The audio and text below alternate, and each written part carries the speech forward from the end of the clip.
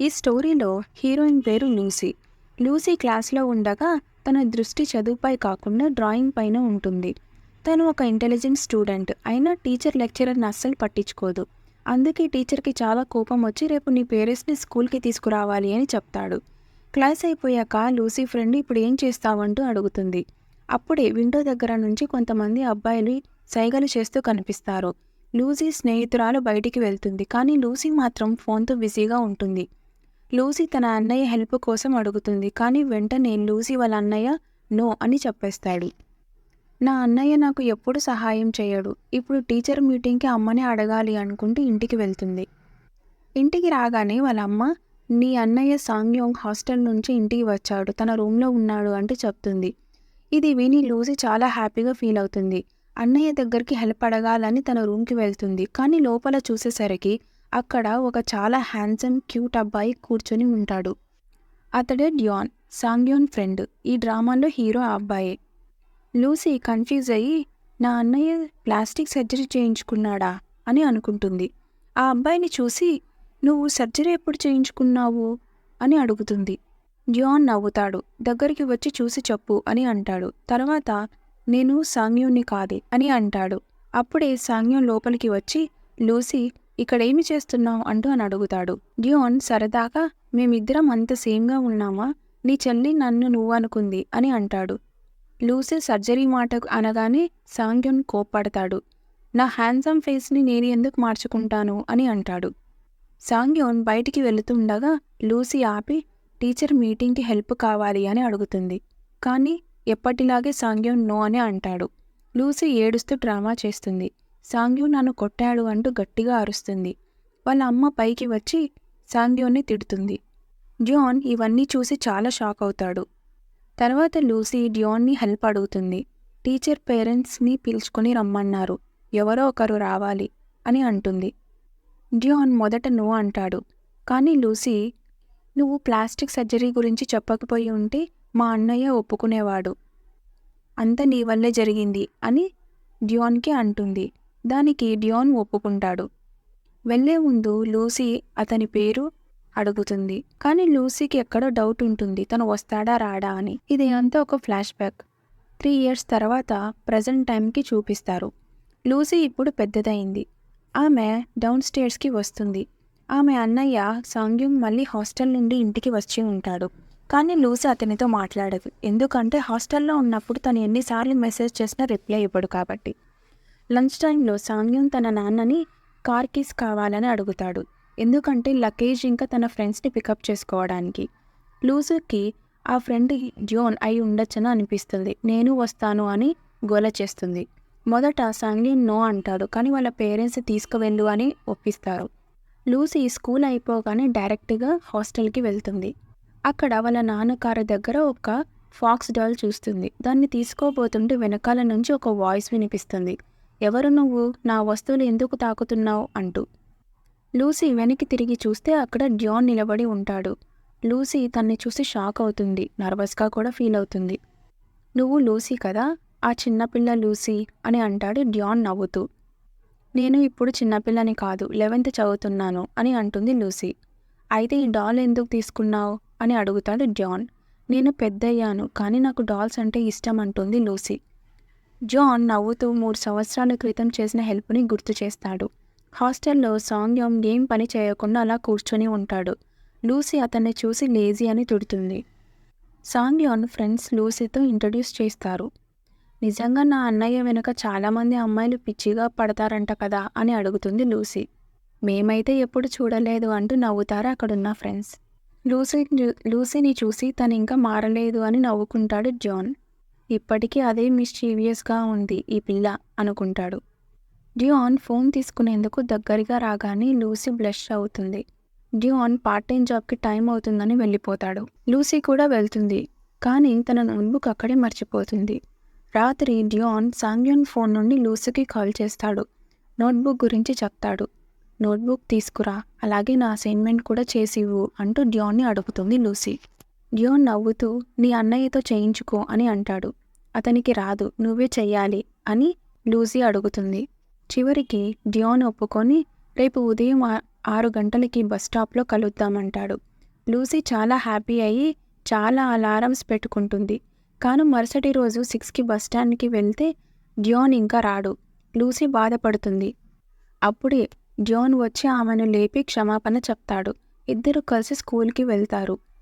టీచర్కి ఏమీ చెప్పకండి, నేను చెప్పింది మాత్రమే చెప్పండి అని అంటుంది లూసీ. ఇది ఏదో ఫైట్ విషయమై ఉండాలి అని జాన్కి డౌట్ వస్తుంది. స్కూల్కి చేరగా లూసీ జాన్ని టీచర్కి ఇంట్రడ్యూస్ చేస్తుంది. అంత హ్యాండ్సమ్గా ఉన్న అబ్బాయిని చూసి టీచర్ సర్ప్రైజ్ అవుతాడు. లూసీ క్లాస్లో అస్సలు అటెన్షన్ ఇవ్వదు అని అంటాడు టీచర్. కానీ లూసీకి ఏం పట్టదు, ఎందుకంటే జాన్ వచ్చాడనే హ్యాపీనెస్లో ఉంటుంది. అప్పుడు లూసీ ఫ్యాన్ బాయ్ వచ్చి ఇతనే మీ అన్నయ్య అని అడుగుతాడు.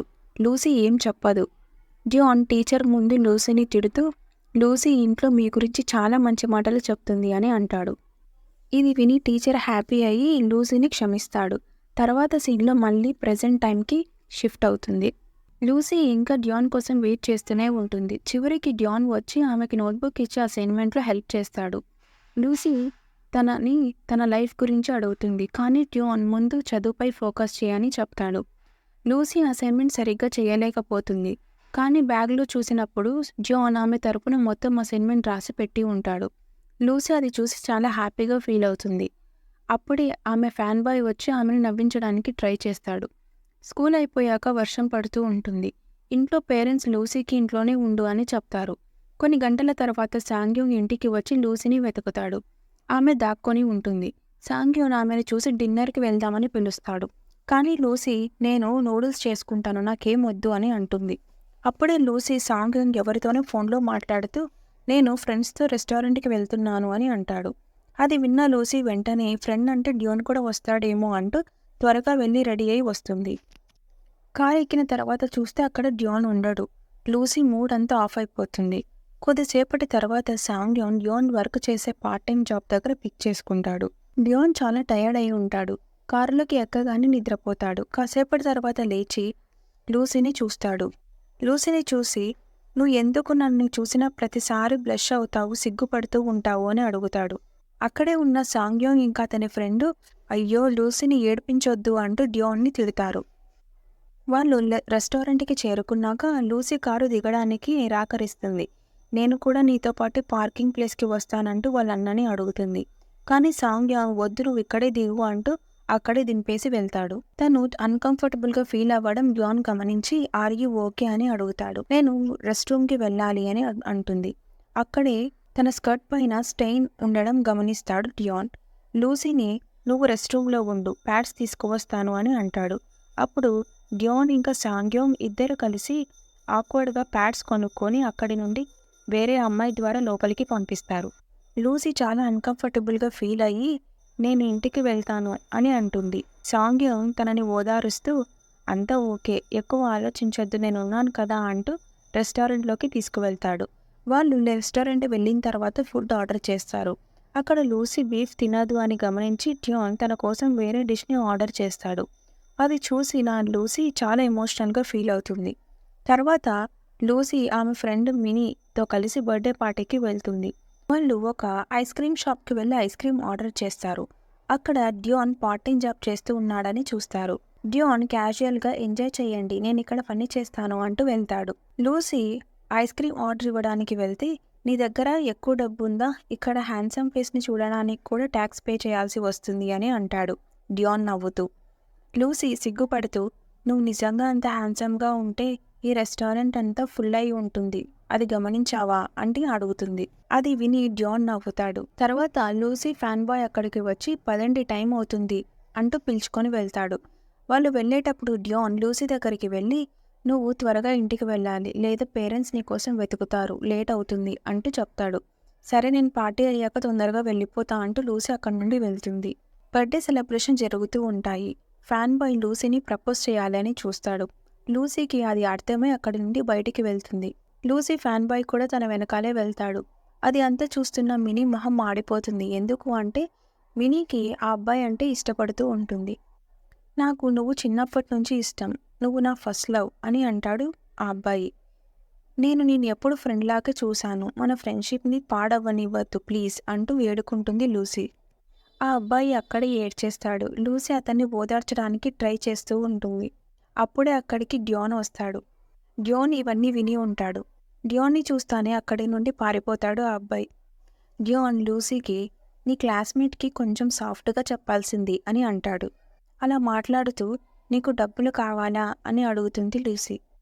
ఎందుకు అలా అడుగుతున్నావు అని అంటాడు డ్యాన్. లేదు, నువ్వు నీ మేనేజర్ని డబ్బులు అడుగుతున్నావు కదా, నీకు డబ్బు అవసరం ఉందా అంటూ అడుగుతుంది. లేదు, నాకు ఎలాంటి అవసరం లేదు, నువ్వు ఇంటికి వెళ్ళు అంటూ పంపించేస్తాడు డ్యాన్. లూసీ వెళ్ళగానే డ్యాన్ హ్యాపీగా ఫీల్ అవుతాడు. ఎందుకు అంటే తను కొంచెం కన్సర్న్గా తనతో మాట్లాడి ఉంటుంది కాబట్టి. తర్వాత రోజు స్కూల్లో లూసీ మినీతో మాట్లాడడానికి ట్రై చేస్తుంది, కానీ మినీ ఆమెని ఇగ్నోర్ చేస్తుంది. లూసీకి ఇది చాలా అనీజీగా ఉంటుంది. టీచర్ స్పోర్ట్స్ డే కోసం పేర్లు రాస్తూ ఉంటాడు. లూసీకి ఇష్టం లేకపోయినా లూసీ పేరు లాంగ్ హై జంప్లో రిజిస్టర్ చేస్తాడు. స్పోర్ట్స్ డే రోజు లూసీ ఫ్యాన్ బాయ్ రన్నింగ్ చేస్తూ ఉండగా మినీ తనని ఎంకరేజ్ చేస్తూ ఉంటుంది. అలా ఎంకరేజ్ చేస్తున్నప్పుడు లూసీ మినీని గమనిస్తుంది.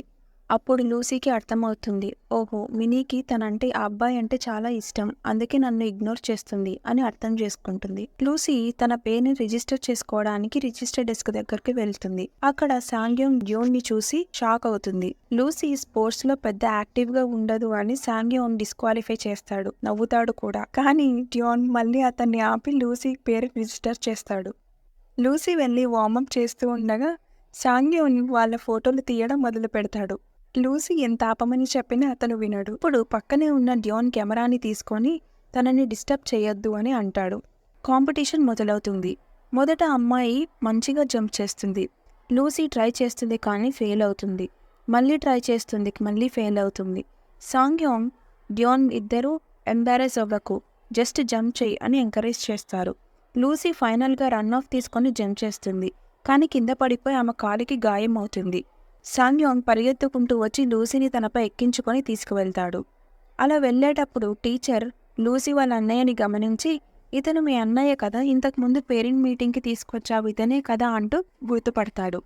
కాదు, ఇతను మా నాన్న అంటూ వాళ్ళ అన్నయ్యని పరిచయం చేస్తుంది. అంతలో పక్కనున్న డ్యాన్ కూడా ఇతను లూసీ ఫాదర్ అంటూ పరిచయం చేస్తాడు. ఇదంతా విన్న సాంగ్యోంగ్ కోపంగా, నన్ను నీ ఫాదర్ అన్నావు చూడు, అంతకన్నా చండాలపు విషయం ఇంక ఏదీ లేదని అంటాడు. లూసీని కింద పడేస్తాడు. డ్యాన్ లూసీని ఎత్తుకొని మెడికల్ రూమ్కి తీసుకువెళ్తాడు. ఆమె కాలి మీద మందు ఆయింట్మెంట్ రాస్తాడు. లూసీ చాలా హ్యాపీగా ఫీల్ అవుతుంది. తనకి థ్యాంక్స్ చెప్తుంది. సాంగ్యోంగ్ తనని ఇంటికి తీసుకువెళ్ళేటప్పుడు వెనకలికి తిరిగి చూడడంతో అక్కడ డ్యాన్ అందరి అమ్మాయిలతో చాలా జెంటిల్గా బిహేవ్ చేస్తూ ఉంటాడు. అప్పుడు లూసీ తను నాతో ఒక్కటే కాదు అందరితో అలాగే ఉన్నాడు అని అనుకుంటుంది. అది చాలా బాధగా అనిపిస్తుంది. తర్వాత రోజు లూసీకి ఎక్స్ట్రా క్లాసులు ఉండడంతో వాళ్ళ అన్నయ్యకి కాల్ చేసి పికప్ చేసుకో అంటూ అడుగుతుంది. కానీ సాంగ్యోంగ్ నాకు పని ఉంది, డ్యాన్ వెళ్ళి సాంగ్యోంగ్కి చెప్తాడు. అప్పుడే మినీ వచ్చి షాపింగ్కి వెళ్దామా అని అడుగుతుంది. మినీ తనపై కోపంగా లేదని అనుకుని లూసీ చాలా హ్యాపీగా ఫీల్ అవుతుంది. కానీ మినీకి లోపల వేరే ప్లాన్ ఉంటుంది. డ్యాన్ లూసీని పిక్ చేసుకోవడానికి స్కూల్ దగ్గరికి వస్తాడు, కానీ తను అక్కడ ఉండదు. సెక్యూరిటీ గార్డ్ని అడుగుతాడు, ఆమె క్లాస్ చెక్ చేయొచ్చా అని. అక్కడ ఎవరూ లేరు, స్కూల్ క్లోజ్ చేశారు అని అంటాడు అక్కడున్న గార్డ్. డ్యాన్ టెన్షన్ పడతాడు. ఇంకోవైపు మినీ డబ్బులు తెచ్చావా అని లూసీని పదే పదే అడుగుతుంది. అవును, కానీ ఎందుకు నువ్వు పదే పదే అడుగుతున్నావు, ఎక్కడికి వెళ్తున్నావు అని అంటుంది లూసీ. సైబర్ కేఫ్కి వెళ్తున్నామని అనడంతో లూసీ నేను రాను అని అంటుంది. అమ్మ అలా వెళ్ళొద్దని చెప్పింది, నేను రాను అని అంటుంది. నువ్వు నిజమైన ఫ్రెండువి కాదు, ఎప్పుడూ ఎక్స్క్యూజ్లే చెప్తూ ఉంటావు అని ముందుకు వెళ్ళిపోతుంది మినీ. లూసీ ఆమెను సర్ది చెప్పడానికి తన వెనకాలే వెళ్తుంది. ఇంకోవైపు డ్యాన్ అందరినీ అడుగుతూ ఉంటాడు, గాయపడిన ఒక అమ్మాయిని చూసారా అని అంటూ అక్కడ ఉన్న వాళ్ళందరినీ అడుగుతూ ఉంటాడు. అక్కడ ఒక అంకుల్ ఆ అమ్మాయి ఇలా వెళ్ళింది అంటూ ఒక దారిని చూపిస్తాడు. అదే సమయంలో మినీ లూసీని ముగ్గురు అమ్మాయిలు చుట్టుముట్టేస్తారు. వాళ్ళు మినీని డబ్బు తెచ్చావా అని అడగడంతో నా దగ్గర లేవు అంటుంది మినీ. అప్పుడు వాళ్ళు లూసీ దగ్గర ఉన్న డబ్బుని లాగేసుకుంటారు. లూసీ పర్సులో కేవలం 50 యాన్ మాత్రమే ఉంటాయి. వాళ్ళు బెదిరిస్తారు, ఇంకా డబ్బులు తీసుకురావాలి అని, లేకపోతే కొడతామంటారు. వాళ్ళు వెళ్ళిపోయాక మినీ సారీ అంటూ చెప్తుంది. కానీ లూసీకి అర్థమవుతుంది, మినీ కేవలం డబ్బు కోసం నన్ను ఇక్కడికి తీసుకువచ్చింది అని. నన్ను ఇగ్నోర్ చేశావు, స్పోర్ట్స్ డే రోజు నాడు కూడా పక్కన కూర్చోలేదు, ఇప్పుడు డబ్బు కోసం నన్ను ఇక్కడికి తీసుకొచ్చావు అంటూ లూసీ చాలా ఏడుస్తుంది. తనకి అది చాలా బాధని ఇస్తుంది. గాయపడిన కాలు వల్ల లూసీ చాలా హెల్ప్లెస్ గా ఫీల్ అవుతుంది. తను నడుచుకుంటూ వెళ్తూ ఉండగా అక్కడే డ్యోన్ కనిపిస్తాడు. ఇలాంటి డేంజర్ ప్లేస్ లో ఎందుకు ఉన్నావు అంటూ అడుగుతాడు. లూసీ భయపడి కళ్ళని చూసి డ్యోన్ ఏదో తప్పు జరిగింది అని అర్థమవుతుంది. ఏం జరిగింది అని అడుగుతాడు. లూసీ గట్టిగా ఏడ్చేస్తుంది. డ్యోన్ తనని గట్టిగా హక్ చేసుకొని ఏం జరిగింది చెప్పు అని అంటాడు. లూసీ జరిగిందంతా డ్యాన్కి చెప్తుంది. ఇలాంటి విషయాలు దాచకూడదు, టీచర్స్కి కానీ పేరెంట్స్కి కానీ చెప్పాలి అని అంటాడు. తర్వాత ఆమె ఒక అందమైన మార్గంలో సైకిల్ మీద తీసుకువెళ్తాడు. లూసీ మూడంతా మళ్ళీ బాగుపడిపోతుంది. తర్వాత రోజు లూసీ స్కూల్ నుంచి బయటికి రాగానే అక్కడ వాళ్ళ అన్నయ్య సాంగ్యం ఇంకా తన ఫ్రెండ్స్తో నిలబడి ఉంటాడు. వాళ్ళందరూ లూసీని బెదిరించిన వాళ్ళకి బుద్ధి చెప్పడానికి వచ్చి ఉంటారు. మొదట లూసీ భయపడుతుంది, కానీ డ్యోన్ ఆమెకు ధైర్యం చెప్పి తీసుకువెళ్తారు. అందరూ అదే చోటికి వెళ్తారు. ఒక ఫ్రెండ్ని లూసీ దగ్గర పెట్టి ముగ్గురు కలిసి లోపలికి వెళ్తారు. ఆ ముగ్గురు అమ్మాయిలు ఉంటారు. సాంగ్యం చాలా శాంతంగా లూసీ నా చెల్లి, ఇకపై ఆమెని గాని ఇంకెవరినైనా కానీ ఇబ్బంది పెట్టొద్దు అని అంటాడు. వాళ్ళు వినకపోతే సాంగ్యం గట్టిగా అరుస్తాడు. డ్యోన్ కూడా వాళ్ళకి వార్నింగ్ ఇస్తాడు. అక్కడున్న అమ్మాయి భయంతో నేలపై పడిపోతుంది. బయట లూసీ వెయిట్ చేస్తూ ఉంటుంది. సాంగ్యాంగ్ ఫ్రెండ్ ఒకడు బయటికి వచ్చి వాలెట్ని తిరిగి ఇస్తాడు. లోపల ఏం జరిగింది అని అడుగుతుంది లూసీ. సాంగ్యాంగ్ చాలా గొప్పగా, నేను రోజు జిమ్లో 10-12 మందిని భయపెడతాను, ఇదేం పెద్ద విషయం కాదు నాకు అని అంటాడు. అందరూ నవ్వుతారు. కొద్దిగా సరదాగా అనిపిస్తుంది. తర్వాత అందరూ వెళ్ళిపోతారు. లూసీని సమస్యలు నెట్టిన అమ్మాయి మినీ. స్కూల్ నుంచి ట్రాన్స్ఫర్ చేస్తారు. వెళ్లే ముందు బాధతో లూసీని చూస్తుంది. లూసీ తన డెస్క్ పై ఉన్న ఒక నోట్ని చూస్తుంది. నన్ను క్షమించు అంటూ రాసి ఉంటుంది అందులో. నీకోసం మేము ఒక కొత్త ట్యూటర్ని చూశాము అంటూ వాళ్ళ నాన్న చెప్తాడు లూసీకి. తీరా చూస్తే అక్కడ వాళ్ళ అన్నయ్యే ఉంటాడు. అతను చదివించడానికి ఎంత ట్రై చేసినా లూసీ పదే పదే అదే ప్రశ్న అడుగుతూ ఉంటుంది. సాంగ్యం చాలా ఇరిటేట్ అయ్యి నాతో ఇది కాదు అని వాళ్ళ ఇంట్లో చెప్పేస్తాడు. లూసీ వాళ్ళ అమ్మ రేపు కొత్త టీచర్ వస్తున్నాడు అని చెప్తుంది. లూసీ చాలా ఎగ్జైట్గా ఫీల్ అవుతుంది. రాత్రి లూసీ కిచెన్కి నీళ్లు తాగడానికి వెళ్తుంది. అక్కడ డ్యాన్ని చూసి షాక్ అవుతుంది. ఇతనే నీ కొత్త టీచర్ అంటూ చెప్తాడు సాంగ్యాన్. లూసీ చాలా హ్యాపీగా ఫీల్ అవుతుంది. లూసీ డ్యాన్ ఫోటో తీస్తూ ఉండగా డ్యాన్ అది గమనించి ఫోటోకి పోజ్ ఇస్తాడు. నేను కేవలం కెమెరాని సెట్ చేస్తున్నాను అని అంటుంది లూసీ. నా ఫోటో ఎందుకు తీయవు, నేను ఎక్కువ హ్యాండ్సమ్గా ఉంటాను తెలుసా అంటూ సాంగ్యం ఫొటోస్కి పోజులు ఇస్తాడు. నువ్వు కోతిలా ఉంటావు అంటూ అక్కడ నుండి పారిపోతుంది లూసీ. ఎందుకంటే లూసీ ఎప్పుడు సాంగ్యంని ఏడిపిస్తూనే ఉంటుంది. లూసీ తన గదిలోకి వెళ్లి డ్యాన్ ఫోటో చూస్తూ ఉంటుంది. మిర్రర్ ముందు నిలబడి పోజులు ఇస్తుంది. తర్వాత రోజు డ్యాన్ లూసీకి చదివించడం మొదలు పెడతాడు. లూసీకి ఫిజిక్స్ మీద అస్సలు ఇంట్రెస్ట్ లేదని గమనిస్తాడు. అందుకే ఆమెను మ్యూజియంకి తీసుకెళ్లాలని ప్లాన్ చేస్తాడు.